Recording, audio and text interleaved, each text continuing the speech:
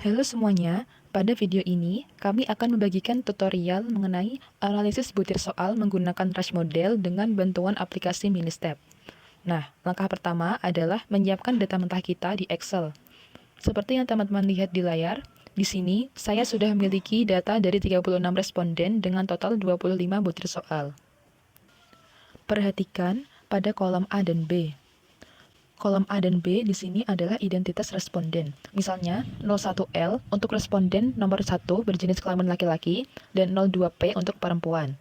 Format ini bertujuan agar nanti saat di Ministep, kita bisa membedakan identitas setiap peserta dengan mudah. Pastikan data jawaban berupa skor dikotomi, yaitu 1 untuk benar dan 0 untuk salah, yang dimulai dari kolom E ya. Sekarang kita masuk ke tahap pemformatan. Agar data ini bisa dibaca secara presisi oleh Ministep, kita harus membuat kolomnya menjadi sangat rapat. Caranya, blok semua kolom yang berisi data, lalu klik kanan dan pilih kolom width. Di sini kita masukkan angka 1, lalu klik OK. Nah, tampilannya akan jadi rapat seperti ini.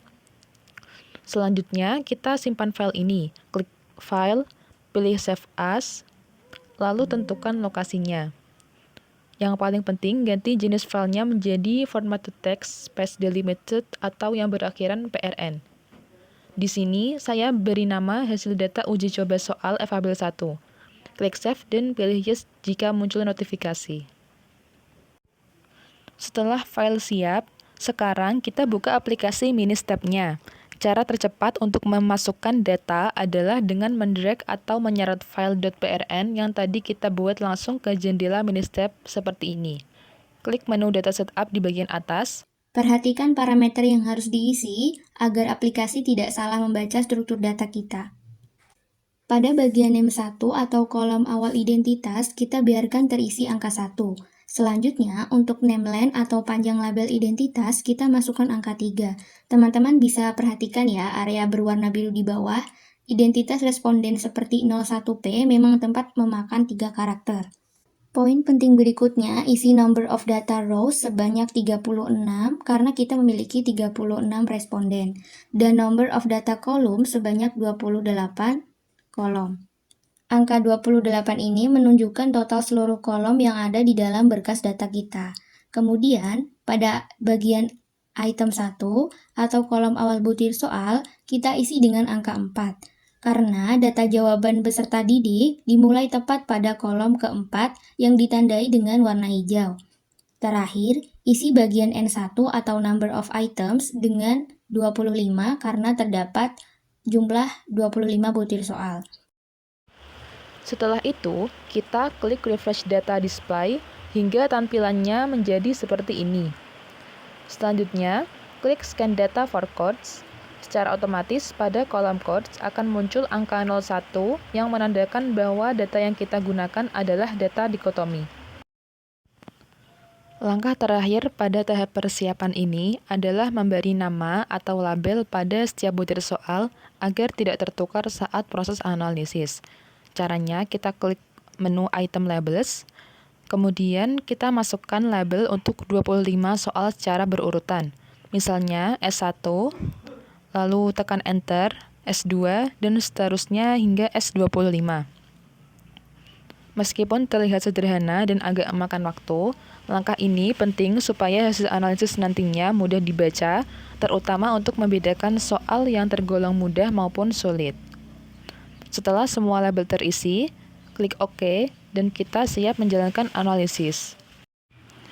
Tahap selanjutnya adalah menentukan kunci jawaban. Klik tombol scoring key 1, kemudian akan muncul jendela baru untuk mengisi kunci jawaban dari ke-25 butir soal kita. Karena data kita sudah dalam bentuk skor matang 0 dan 1, maka kita asumsikan semua jawaban yang bernilai 1 adalah jawaban yang benar.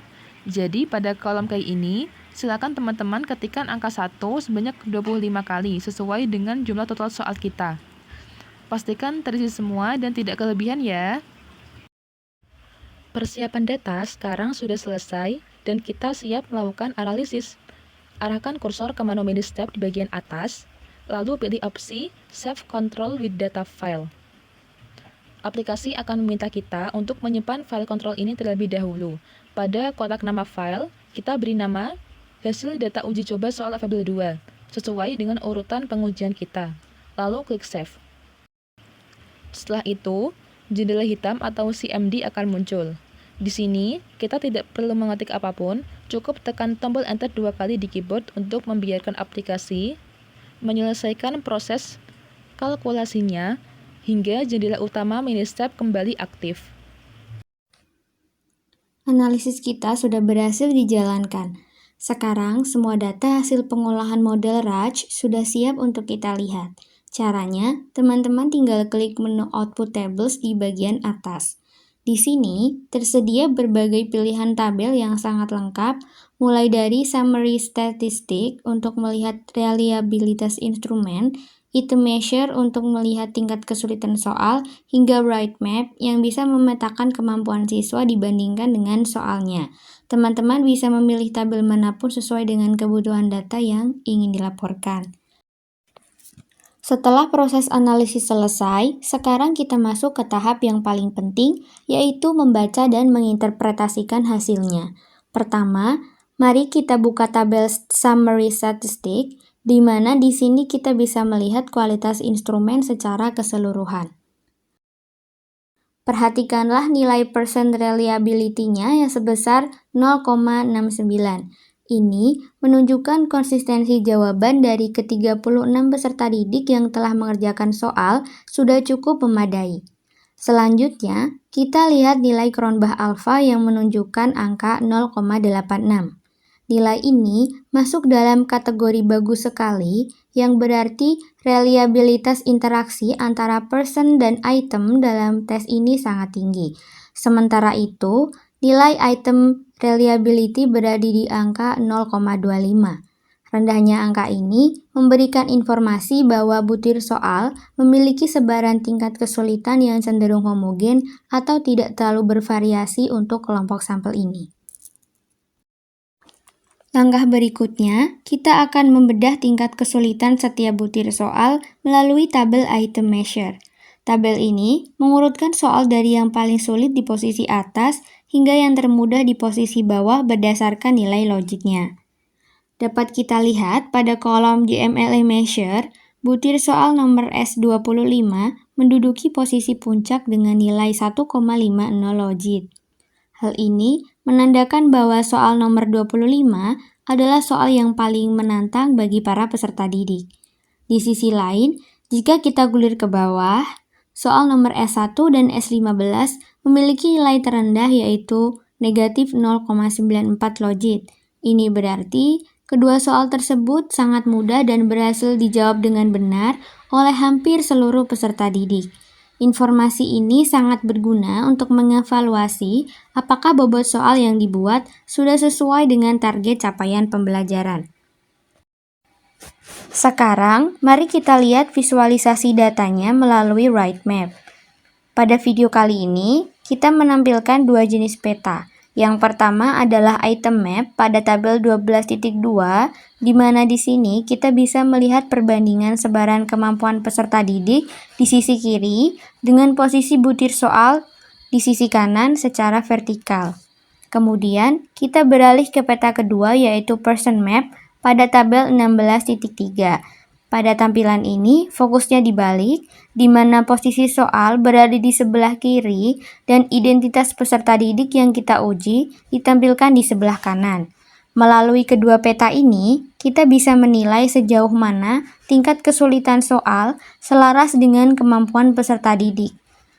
Terlihat bahwa secara umum, kemampuan rata-rata peserta didik masih berada di atas rata-rata tingkat kesulitan soal yang tersedia. Demikianlah seluruh rangkaian proses analisis butir soal menggunakan metode Raj di aplikasi Ministep. Mulai dari persiapan data hingga interpretasi dasar melalui summary statistik, item measure, dan right map. Dengan langkah-langkah ini, kita mendapatkan gambaran yang lebih objektif mengenai kualitas evaluasi pembelajaran yang telah dilakukan. Semoga tutorial dan penjelasan ini bermanfaat. Terima kasih sudah menyimak dan sampai jumpa.